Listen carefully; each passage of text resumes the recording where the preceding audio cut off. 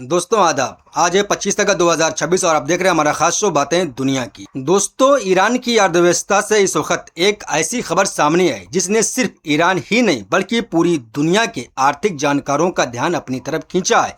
सवाल सीधा है, आखिर ईरानी रियाल अचानक इतनी तेजी से नीचे क्यों गिर गया कि $1 की कीमत 20 लाख रियाल तक पहुंच गई? क्या सिर्फ अमेरिकी प्रतिबंध इसकी वजह है? क्या ईरान की अर्थव्यवस्था वाकई टूटने के कगार पर है या फिर इसके पीछे बाजार का डर, डॉलर की बढ़ती मांग और ईरान की घटती विदेशी मुद्रा कमाई भी बड़ी वजह है? और सबसे बड़ा सवाल, अगर रियाल इसी तरह गिरता रहा तो इसका असर ईरान के आम आदमी पर कितना पड़ेगा? चलिए इस पूरी कहानी को एक एक सवाल के जरिए समझते हैं। पहला सवाल, रियाल आखिर इतना कमजोर क्यों हुआ? सबसे पहले वजह डॉलर की बढ़ती मांग और रियाल पर घटता भरोसा। जब किसी देश के लोगों को लगता है कि उनकी अपनी करेंसी आने वाले दिनों में और कमजोर हो सकती है तो अपनी बचत स्थानीय मुद्रा में रखने से डरते हैं। लोग क्या करते हैं? रियाल बेचते हैं और डॉलर खरीदते हैं। अब अगर बाजार में एक साथ बड़ी संख्या में लोग डॉलर खरीदने लगे तो डॉलर महंगा और रियाल कमजोर होना शुरू हो जाता है। यानी मामला सिर्फ अमेरिका के प्रतिबंधों का नहीं है, इसके पीछे एक बड़ा मनोवैज्ञानिक खेल भी है, बाजार का भरोसा। अगर लोगों को भरोसा है कि सरकार हालात संभाल लेगी तो करेंसी पर दबाव कम रहता है, लेकिन अगर लोगों को डर लगने लगे कि कल डॉलर और महंगा होगा तो वे आज ही डॉलर खरीदना शुरू कर देते हैं और यही डर करेंसी के गिरावट को और तेज कर सकता है।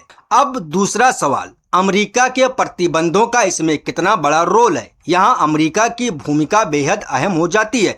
ईरान की अर्थव्यवस्था के लिए तेल सबसे महत्वपूर्ण स्रोतों में से एक है। ईरान तेल बेचकर डॉलर और दूसरी विदेशी करेंसी हासिल करता है। अब अगर अमेरिका ईरान के तेल निर्यात पर दबाव बढ़ाता है, खरीदारों पर प्रतिबंधों का डर पैदा करता है और ईरान की अंतर्राष्ट्रीय वित्तीय व्यवस्था तक पहुंच मुश्किल करता है तो ईरान के लिए विदेशी मुद्रा हासिल करना कठिन हो सकता है। और जब किसी देश के पास विदेशी मुद्रा कम हो लेकिन डॉलर की जरूरत ज्यादा हो तो क्या होगा? डॉलर महंगा होगा और स्थानीय करेंसी कमजोर होगी। यही कारण है कि ईरान के लिए अमेरिकी प्रतिबंध सिर्फ राजनीतिक समस्या नहीं है, ये सीधे उसकी करेंसी और आम अर्थव्यवस्था को प्रभावित कर सकते हैं। और अब तीसरा सवाल, अगर रियाल गिर रहा है तो आम ईरानी को क्या फर्क पड़ेगा? यही इस पूरी कहानी का सबसे गंभीर हिस्सा है। मान लीजिए कोई जरूरी सामान विदेश से आता है। पहले उस सामान को खरीदने के लिए कम रियाल में डॉलर मिल जाता था, लेकिन अब अगर डॉलर के लिए लाखों रियाल देने पड़ रहे हैं तो आयात की लागत बढ़ सकती है। फिर दुकानदार कीमत बढ़ाएगा और आखिर में बिल आम आदमी के जेब पर जाएगा। यानी रियाल की कमजोरी का मतलब सिर्फ शेयर बाजार या बैंक की समस्या नहीं है। इसका मतलब हो सकता है महंगी दवा, महंगा खाना, महंगी मशीनरी, महंगा आयात और बढ़ती महंगाई। और अगर लोगों की आमदनी उसी रफ्तार से नहीं बढ़ती तो उनकी वास्तविक खरीदने की ताकत कम हो जाती है। यानी आदमी की जेब में वही रकम रहती है लेकिन उससे मिलने वाला सामान कम हो जाता है। और अब चौथा सवाल, क्या इसका मतलब है कि ईरान की अर्थव्यवस्था पूरी तरह खत्म हो रही है? इसका जवाब है नहीं।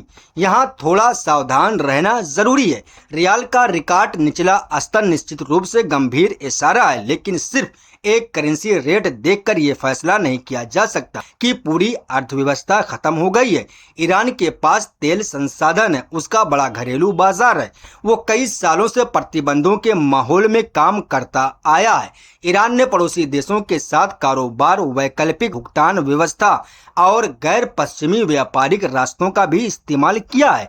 इसलिए ईरान के पास संकट से लड़ने के कुछ रास्ते मौजूद हैं, लेकिन समस्या ये है कि हर रास्ते की अपनी कीमत है। अगर तेल निर्यात पर ज्यादा दबाव पड़ा, विदेशी मुद्रा की आमद कम हुई और महंगाई बढ़ती गई तो सरकार के लिए हालात संभालना ज्यादा मुश्किल हो सकता है। पांचवा सवाल ये है कि फिर ईरान के सेंट्रल बैंक के गवर्नर क्या कह रहे हैं। ईरान के सेंट्रल बैंक के गवर्नर अब्दुल नसार हिम्मती ने लोगों को भरोसा दिलाने की कोशिश की है। उनका कहना है कि रियाल की मौजूदा कमजोरी अस्थायी है और बाजार में उतार चढ़ाव आते रहते हैं। उन्होंने अमेरिकी राजनीतिक प्रचार को भी इस संकट के पीछे एक वजह के तौर पर पेश किया। अब यहाँ असली सवाल है, क्या सिर्फ बयान देने से बाजार का भरोसा वापस आएगा? जवाब है जरूरी नहीं। बाजार भाषण से कम और आंकड़ों से ज्यादा प्रभावित होता है। अगर डॉलर की उपलब्धता बढ़ती है, विदेशी मुद्रा का भंडार मजबूत रहता है, तेल की कमाई आती रहती है और सरकार महंगाई को नियंत्रित करती है तो रियाल को सहारा मिल सकता है। लेकिन अगर बाजार को इसके उलट इशारे मिले तो सिर्फ सरकारी बयान काफी नहीं होंगे। छठा सवाल ये है कि अमेरिका और ईरान की सोशल मीडिया जंग का इस आर्थिक संकट से क्या संबंध यानी ताल्लुक है। यही कहानी और दिलचस्प हो जाती है। ईरानी संसद के अध्यक्ष मोहम्मद बाकिर गालिबाफ ने ट्रंप के मशहूर नारे मेक अमेरिका ग्रेट अगेन पर तंज कसते हुए मेक अमेरिका हंगरी अगेन का ग्राफिक शेयर किया है। यानी पैगाम था, अमेरिका ईरान को आर्थिक दबाव में डाल रहा, लेकिन अमेरिका के अपने समाज में भी आर्थिक परेशानियां मौजूद हैं।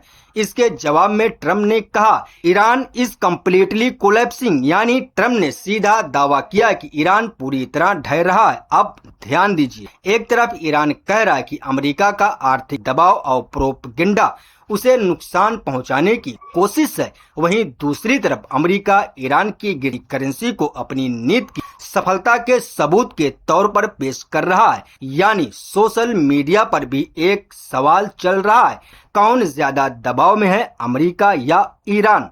लेकिन असली जवाब ट्विटर या किसी पोस्ट से नहीं मिलेगा। असली जवाब अर्थव्यवस्था के आंकड़े देंगे। और अब सातवां सवाल, इसका अगला नतीजा क्या हो सकता है? अगर रियाल की कमजोरी यहीं नहीं रुक जाती तो सरकार कुछ राहत महसूस कर सकती है, लेकिन अगर गिरावट लगातार जारी रहती है तो सबसे बड़ा खतरा होगा महंगाई और जनता के भरोसे का टूटना। क्योंकि एक बार लोगों को लगने लगे कि रियाल लगातार गिरने वाला है तो वे अपनी बचत डॉलर, सोना या दूसरी संपत्तियों में लगाने लग सकते हैं। इससे रियाल पर और दबाव बढ़ सकता है, यानी एक खतरनाक चक्र शुरू हो सकता है। रियाल गिरा, डर बढ़ा, डॉलर की मांग बढ़ी, डॉलर महंगा हुआ, रियाल और गिरा, आयात महंगा हुआ, महंगाई बढ़ी, जनता का भरोसा और कम हुआ।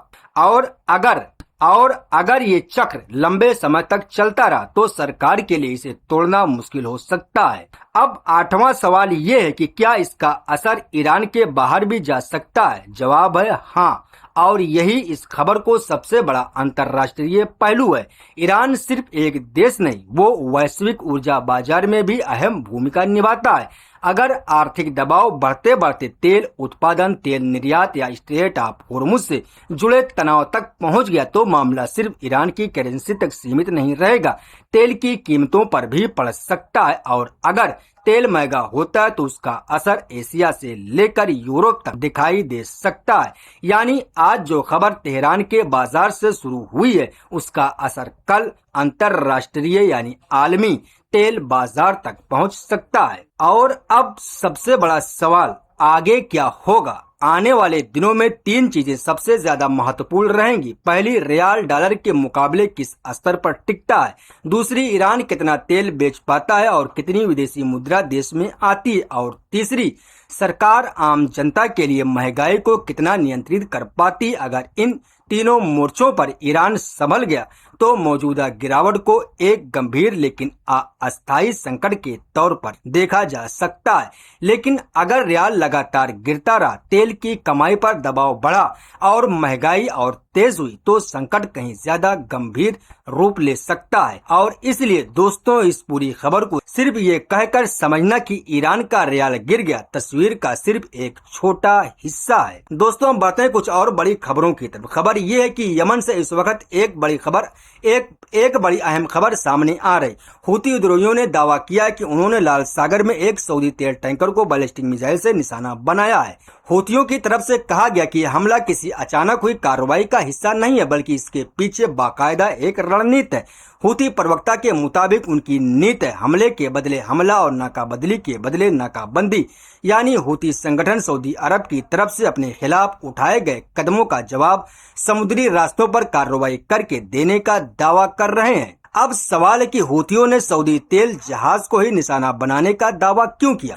हूथियों का कहना है कि सऊदी अरब की तरफ से उनके खिलाफ कई तरह के प्रतिबंध और दबाव बनाए जा रहे हैं। इसी के जवाब में वे सऊदी से जुड़े जहाजों को निशाना बनाने की रणनीति अपना रहे हैं। लाल सागर दुनिया के सबसे अहम समुद्री रास्तों में से एक है। यहाँ से तेल और दूसरे सामानों की बड़ी मात्रा दुनिया के अलग अलग हिस्सों तक पहुँचती है।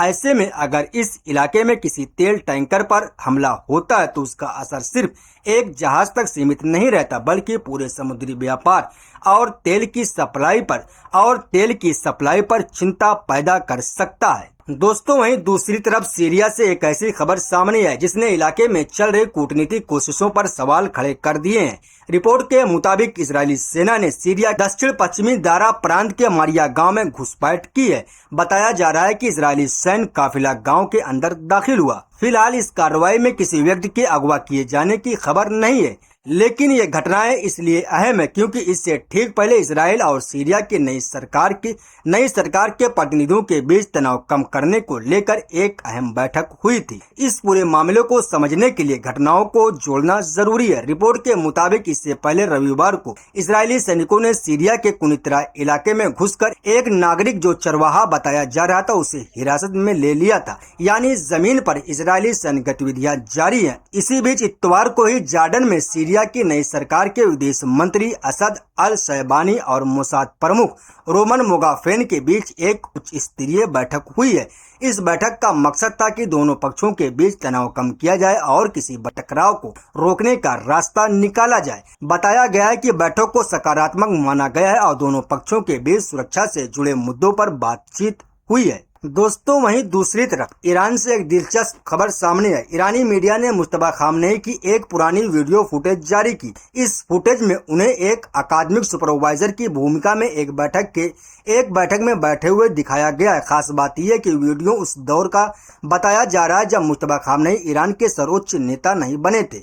ईरानी मीडिया के मुताबिक ये उनके धार्मिक और अकादमिक जीवन के पुराने दौर की तस्वीर है। बताया जा रहा है कि ये फुटेज उनके कुंभ के सेमिनार में पढ़ाने के दौर की है। मुश्तबा खामनेई ने वहां इस्लामिक न्याय शास्त्र यानी फिका की उच्च स्तरीय कक्षाओं में हिस्सा लिया और पढ़ाया था। ईरानी समाचार एजेंसी फर्म ने उस फुटेज को ऐसी वीडियो के तौर पर पेश किया जिसे पहले सार्वजनिक तौर पर नहीं देखा गया था। इसमें उन्हें एक धार्मिक और अकादमिक माहौल में दिखाया गया है, यानी वीडियो का मकसद सिर्फ पुरानी याद दिखाना नहीं बल्कि उनकी धार्मिक पृष्ठभूमि को सामने लाना भी माना जा रहा है। अब सवाल उठता है कि अगर ये इतनी पुरानी फुटेज है तो इसे अभी क्यों जारी किया गया। इसकी अहमियत इसलिए भी बढ़ जाती है क्योंकि मौजूदा समय में मुश्तबा खामनेई की सार्वजनिक मौजूदगी को लेकर काफी चर्चा होती रही है। ऐसे में उनकी पुरानी तस्वीर और वीडियो सामने आना अपने आप में राजनीतिक और धार्मिक संदेश यानी पैगाम रख सकता है। इस फुटेज के जरिए ये तस्वीर पेश करने की कोशिश की जा रही है कि मुश्तबा खामनेई का रिश्ता सिर्फ राजनीति से नहीं है बल्कि लंबे धार्मिक अध्ययन और अकादमिक गतिविधियों से भी रहा है। दोस्तों, अब आगे इस वीडियो में बात करते हैं उत्तर प्रदेश से आई एक खबर की। उत्तर प्रदेश के देवरिया जिले से एक ऐसा मामला सामने आया है जिसने इलाके में तनाव पैदा कर दिया। मामला मझौली राज कस्बे के वार्ड नंबर 8 का बताया जा रहा है। यहाँ एक मकान के सामने एक काला झंडा लगा मिला जिस पर उर्दू में या हुसैन अलैहिस्सलाम लिखा हुआ था। इसके नीचे एक ऐसी आकृति बनी थी जिसे कुछ लोगों ने AK-47 जैसी तस्वीर बताया। झंडे के ऊपर एक सफेद झंडा भी लगा था जिस पर तलवार जैसी आकृति दिखाई दे रही थी। जैसे ही स्थानीय लोगों की नजर इस झंडे पर पड़ी, उन्होंने पुलिस को सूचना दी। पुलिस मौके पर पहुंची और झंडे को वहां से हटाकर अपने कब्जे में ले लिया। इसके बाद सोशल मीडिया पर इस घटना का वीडियो वायरल हो गया और मामला तेजी से चर्चा में आ गया। मामले को गंभीरता से लेते हुए पुलिस ने जांच शुरू की। जांच के बाद पुलिस ने 3 लोगों को गिरफ्तार किया है। इनमें झंडा बनाने वाला मुबीन पेंटर भी बताया गया है। पुलिस ने इस मामले में बीएनएस की धारा 197 के तहत केस दर्ज किया। प्रशासन की तरफ से मामले को कानून व्यवस्था से जोड़कर देखा जा रहा। इस तरह के मामले में पुलिस के सामने सबसे बड़ी चुनौती यही होती है कि किसी धार्मिक प्रतीक को लेकर पैदा हुए विवाद को बिना अफवाह और तनाव बढ़ाए संभाल ले। यही वजह है कि पुलिस ने मौके पर कार्रवाई करने के साथ साथ लोगों से भी संयम बरतने की अपील की है। इस मामले को लेकर अलग अलग दावे भी सामने आए हैं। कुछ हिंदू संगठनों ने धार्मिक झंडे पर हथियार जैसी तस्वीर होने पर आपत्ति जताई है। उनका कहना है कि धार्मिक प्रतीकों के साथ इस तरह की तस्वीर माहौल को भड़का सकती है।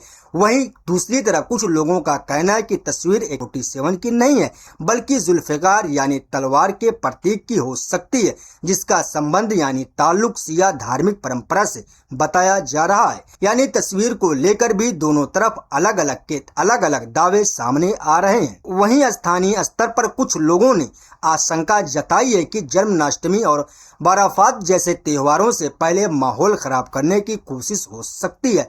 हालांकि ऐसी किसी साजिश के बारे में अंतिम निष्कर्ष जांच पूरी होने के बाद ही निकाला जा सकता है।